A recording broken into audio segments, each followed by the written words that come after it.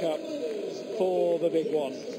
But for now, a chance to conclude 2014 with something well worth having. And that is victory over Australia, a fellow pool member at the Rugby World Cup.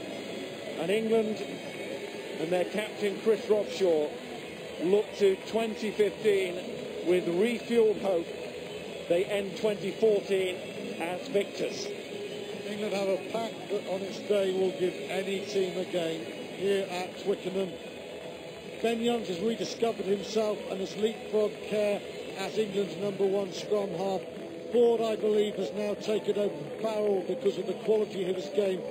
And England, most importantly perhaps of all, have a management who seem to have learned lessons. It took a little while to learn them. It took from maybe Dunedin until today. But learn them they have, and that's why Kruis Robshaw, inspirational as captain, lifts the Cup. Australia, I agree with Michael and the guys in the studio, have major problems. They have to fix a scrum.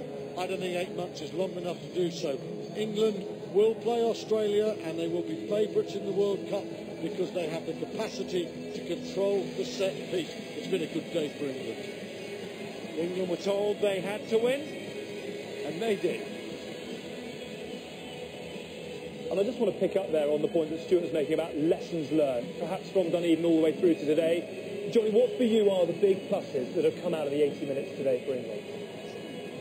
I think it's a fair point. Lessons have been learned, but you can't escape the fact if you receive them, it's because you need them. So I'd much rather, for me, you go through these hard times and you build up from the bottom up, make yourself solid, then you go and attack these big games at the right time. So they've had to learn some tough ones, but the strength for me has been coming back at it, dealing with all this stuff, because it's not at all easy. In fact, it's trying to distract you from the one goal you've got, the one symbol bringing them closer together. There's players to come back in, there's players to the areas. England were challenged. What they've done is like I said, they've learnt those lessons with all the other stuff going on. And fair play, individually and collectively, that wouldn't have been easy, and it won't be easy for the next few months either. Yeah. I mean, when you look at how England played today, is the path forward simplicity, power and territory? Do you feel that with 8 months to go until England really start putting themselves towards the World Cup, they need to just simplify it, concentrate on what they seem to be really, really good at? Yeah, I think exactly. I think with 10 months out, Australia can't fix their scrum. I don't think we can become an all-court team either. So we've got to be very pragmatic now. That can still win the World Cup. You get no prizes for performance in World Cups. It's about winning.